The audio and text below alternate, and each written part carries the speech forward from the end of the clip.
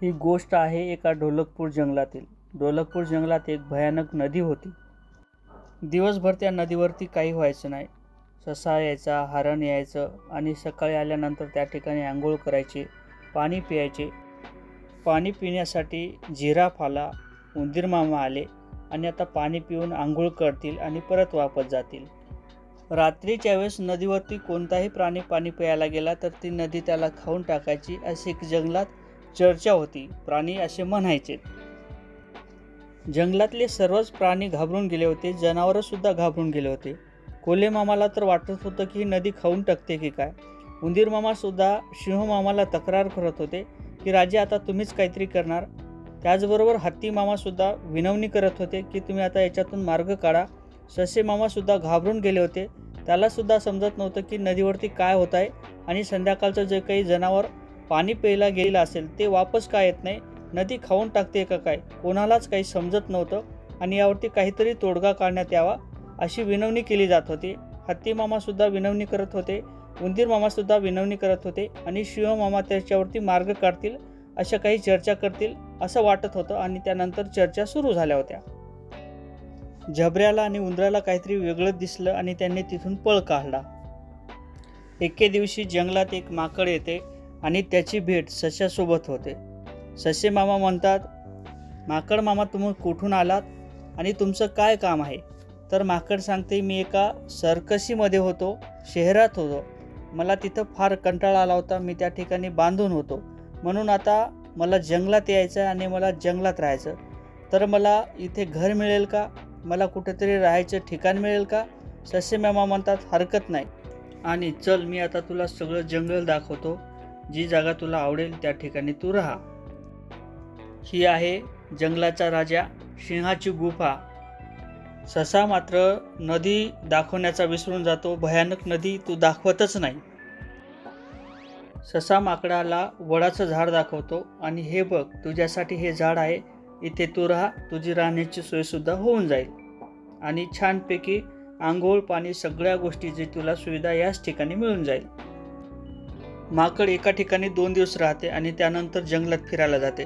टुणूक टुणूक त्या ठिकाणी उड्या मारते, जंगल बघते आणि उड्या मारत मारत नदीच्या काठावर येतो आणि बघतो तर काय छान वातावरण आहे, काय सुंदर वातावरण आहे, आतापर्यंत मी कधीही बघितलं नाही असं त्याला वाटते. आणि इथं थांबल्यानंतर त्याला वाटते की मी आता काय आंघोळ करावी का काय थंडगार पाणी. पण अचानकच त्याला एक मगर दिसते, काहीतरी प्राणी दिसतो आणि त्या ठिकाणी तो पळ काढतो, पळून जातो.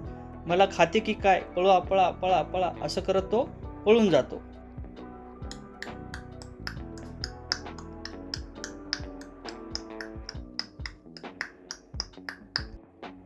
काय झालं माकड भाऊ, का पळता, घाबरल्यावानी दिसता तुम्ही, काय झालं सांगा. नदीच्या काठावर पाणी प्यायला गेलो होतो. नदीच्या काठावरून बरेच वापस आलात तुम्ही. कोल्हे बुवा, म्हणायचं तरी काय आहे तुम्हाला. तुम्हाला माहीत नाही का की ती नदी खूप भयानक आहे. रात्र झाल्यानंतर ती नदी भयानक होऊन जाते, माणसाला खाऊन टाकते. तिथून कोणीच वापस आतापर्यंत आलंच नाही आणि जंगलाच्या राजांनी सुद्धा सांगितले की त्या ठिकाणी तुम्ही जाऊ नका. कमाल आहे, मला तर काहीच माहीत नाही. का तुम्हाला ससे महाराजांनी सांगितले नाही का त्या नदीच्या संदर्भात. माकड बुवा, मरता मरता आज वाचले. आणि मी काय केलं आता. तुम्ही सगळं जंगल दाखवलं पण नदीच्या संदर्भात का नाही सांगितलं. आता मला काय माहीत, हे तर झाड्यावर राहतात आणि नदीची त्यांना काय भेटी. नदी जरी भयानक असेल तरी त्यांना काय करणार. हे तर थोड्यातून वाचले, नाहीतर यांचा तर जीवच गेला असता. पण तुम्ही नदीच्या संदर्भात का नाही सांगितले की ती नदी भयानक आहे म्हणून, ती खाऊनच टाकते. काय तुम्हाला माहीत नाही का.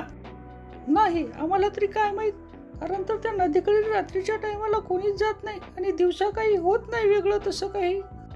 हा, काय चेष्टा करता, नदी काही खुनी असते का, त्या नदीत मगर आहे. झालेला सर्व प्रकार ते जंगलाच्या राजा सिंहाला सांगतात. सिंह म्हणतो, काय गोष्ट करता, काही पण सांगता का.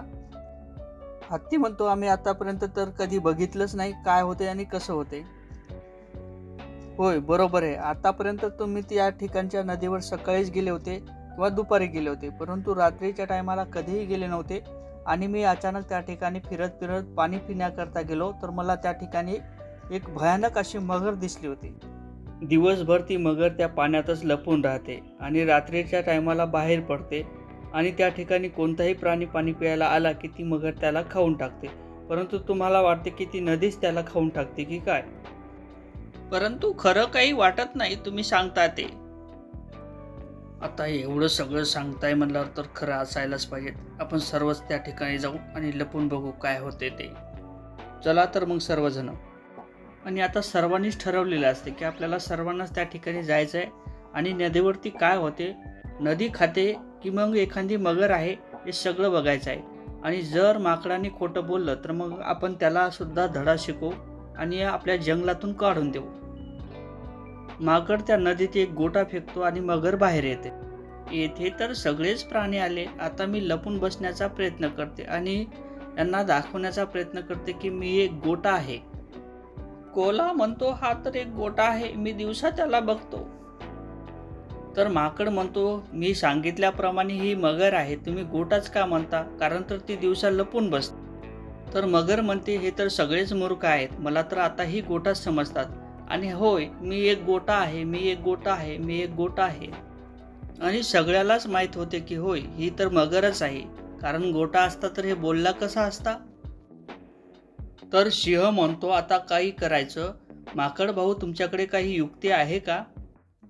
होय आहे माझ्याकडे युक्ती, कारण तर मी भरपूर काही दिवस एका सर्कशीमध्ये होतो. मला माहीत आहे की कसं पकडायचं, त्या ठिकाणी दावा कसं फेकायचा, सर्कसमध्ये काय शिकवलं ते सगळं मला माहीत आहे.